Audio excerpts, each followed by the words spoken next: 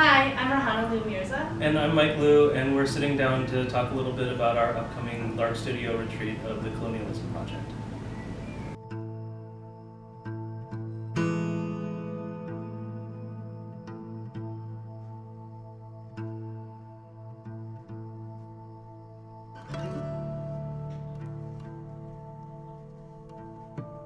So the Colonialism Project started as a commission from La Jolla Playhouse, and Jaime Castaneda, who is their outgoing associate artistic director, had directed my play Tiger Style, and he knew both of our work, and so he called us up and said, we want to give you a baby commission to write a play. And we said, no, we're going to write a trilogy together. And he's like, well, we can't pay you for 3 plays. And we said, we don't care. But this project is kind of a passion thing that has gone back a while and has to do with us seeing a lot of plays in New York that are coming from a very sort of uniform, I think assumed perspective of like, we're all a bunch of like rich people that get together in our fabulous lake house or, you know, like Upper West Side townhouse or whatever, and yell at each other and then feel things and go home. And like, so we would see these plays like year after year and not really be able to access it either sort of intellectually or emotionally because our family's like traditions are coming from a different place and our perspective on the world is coming from a different place. And it started over a conversation between us about how to get people to see a contemporary American play without those base assumptions of like who the audience is going in. And I think on our end also, we were having a discussion about sort of the base assumptions that people have, and there is one that colonialism doesn't necessarily touch the U.S., that it's not a product of the U.S. and therefore it doesn't have a ripple effect, or that we're so far removed from it that it doesn't necessarily have any repercussions on the modern day family. And so that was something that I wanted to touch in sort of a modern day couple trying to navigate a interracial relationship while expecting their first child and what that means to them.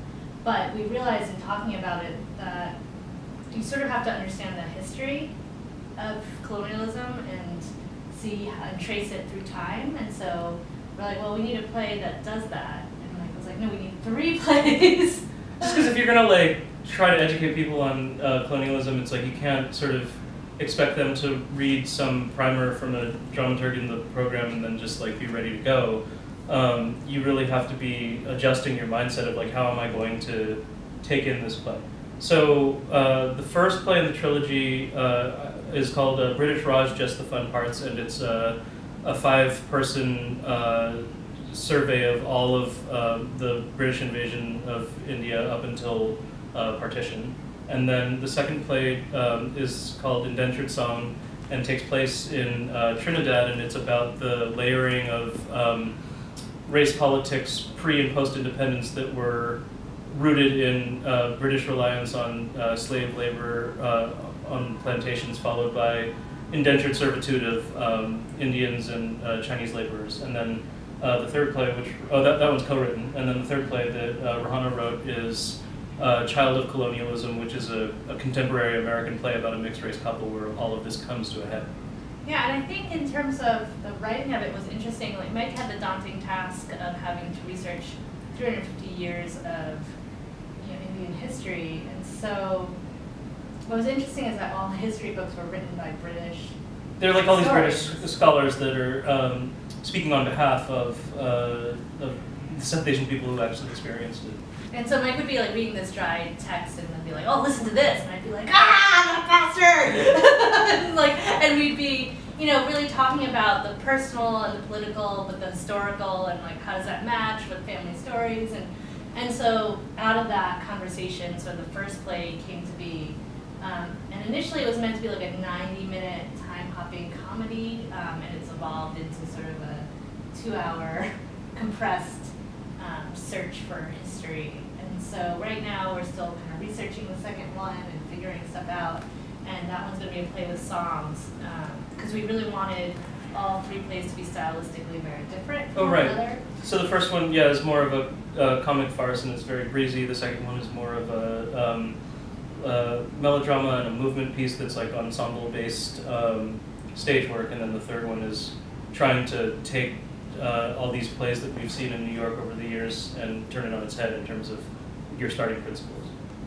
But what's been really, yeah, it's been really interesting in terms of the research that you're essentially trying to undo an apologia from British scholars that are kind of masking or downplaying the severe real-world consequences of what happened there.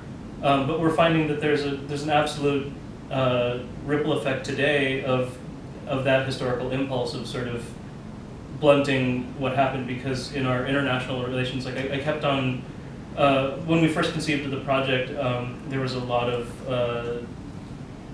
US sort of interference in Afghanistan, Pakistan, and you'd hear these talking heads on CNN that wouldn't acknowledge the colonial history of those countries, and sort of just acting like, why won't the US just like let us bring drones into these places and do what we want, without really thinking about the hundreds of years of Western incursions that would make them not do what you want. And so there's that contemporary resonance, and I think that also for us as playwrights, seeing pieces of art that are supposedly historical but that don't acknowledge perspectives other than a very narrow one, that like we essentially find ourselves being erased from history or erased from artistic depictions of history. And so how do you create counter narratives that combat that? Yeah, like with Dunkirk, your whole... Right, yeah, like the movie Dunkirk is like there's no sick soldiers in it, even though they were such a integral part of that story. So you take this this thing that's romanticizing British resistance in World War II, but erasing all of the Indian soldiers that fought there. They basically took all of their colonized countries and had all their laborers fight in the wars for them. Right. In a lot of ways. And so that has repercussions on the countries themselves and the outcome of the war.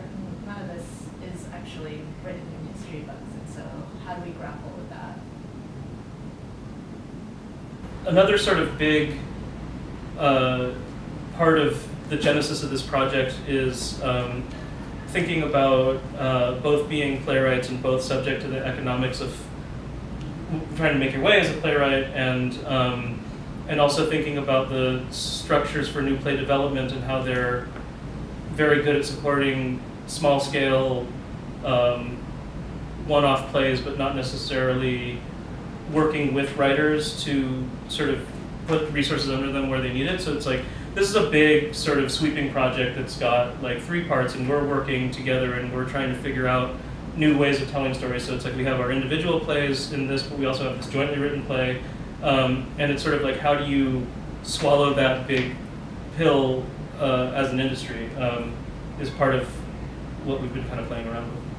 I think the actual process of working together is hell. But we're gluttons for torture because we're playwrights. We also started this, we just had a kid too, so it was like these crazy dramaturgical sessions of like the baby wakes us up every 4 hours to feed, and then we're like, oh yeah, what do you think of like in part 1 this happened, so part 3, and it'd be like, it's 3 a.m. go to bed, like. Yeah, I think that's part of the fun of it is we're constantly talking about larger life issues and the world, and we're always dramaturgs on each other's plays. Mike's the first person who reads like my vomit draft. I'm the first person that like reads his scenes fresh off the computer. But so slowly over time we've realized that we become each other's like filofaxes in some ways. Like oh, what was I going to do with this? Or like what if the character on page 30 does this, and we actually have it like cataloged in the back of our heads. And so we realized that maybe we could capitalize off of some of that joint brain power and work through some of the larger scale issues that Mike's been talking about. And in terms of just actually the nuts and bolts of trying to work together, we've discovered we have really different working methods, and trying to navigate that has been interesting, but we've kind of figured it out.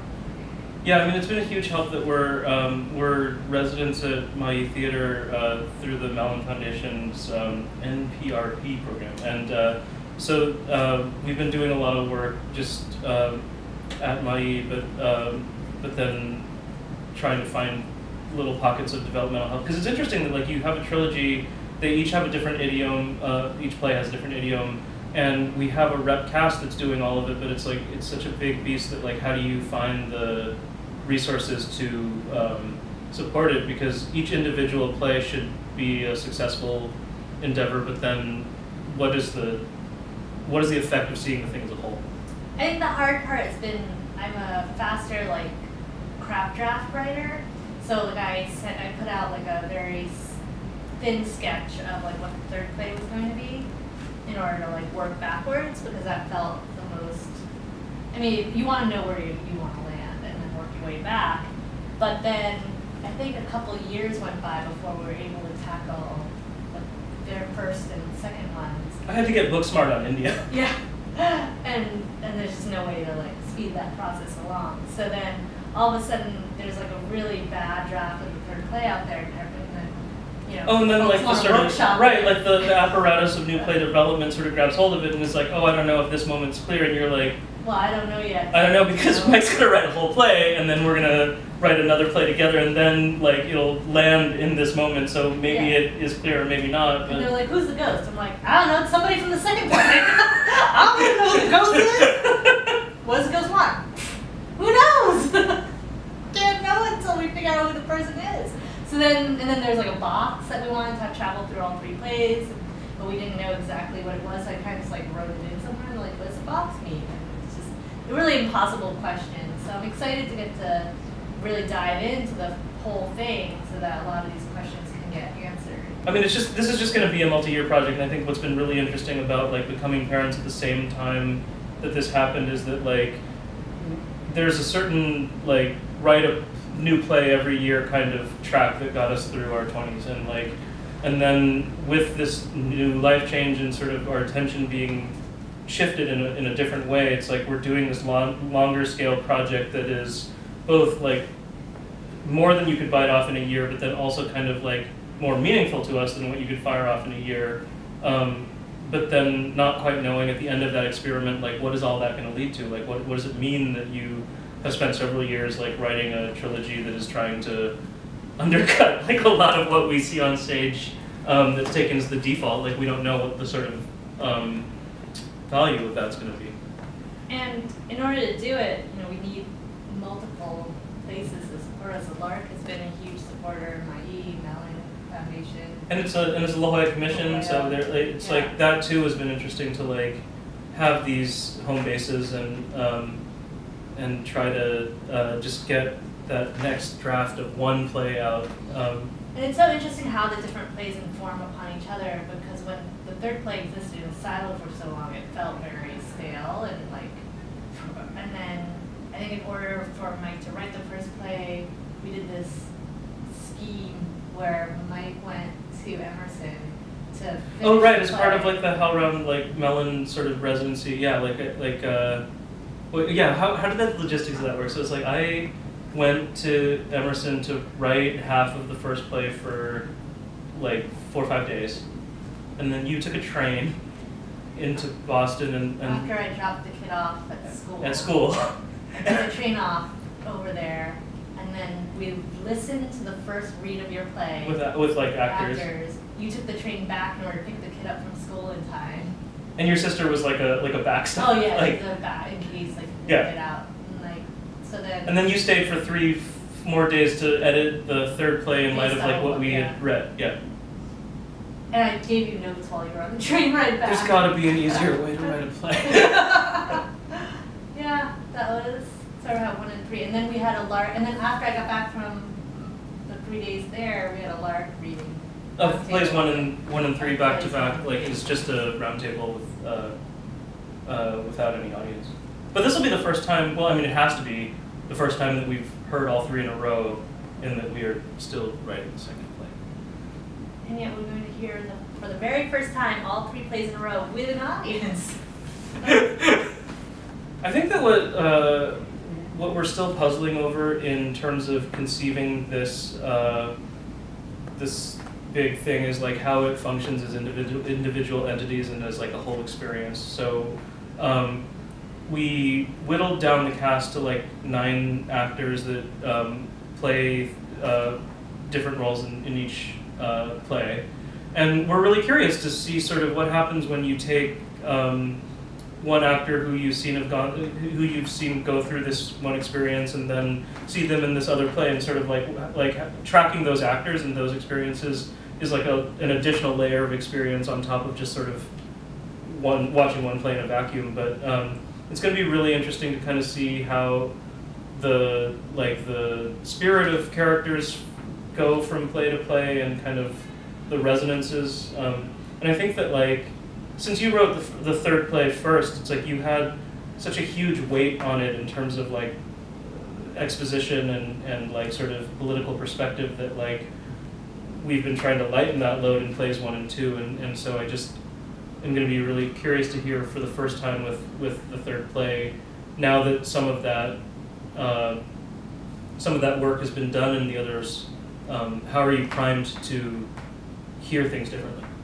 And I think also play 2 is meant to be a play with movement and song, and right now we want to use the studio retreat time to sort of do that framework, and so it'd be really interesting to see sort of what play 2 is on a very skeletal level and what we need and who the collaborators are that we're going to bring in to sort of elevate that to what it needs to be. Right, because it's not going to have any music or movement this time around. It's just going to be the sort of the plot and the sort of feel of it. Hi, I'm Rehana Mirza. I'm Mike Liu. Thanks for chatting with us, and we hope to see you at our studio retreat. On September 24th at 7 p.m. and September 25th at 3 p.m. We'll see plays 1 and 2 on the first night, and then plays 2 and 3 on the afternoon, on the second day. All right, get your colonialism on. No, don't get your colonialism. Get your colonialism up. No. You have to work on that. Okay, you should see this thing.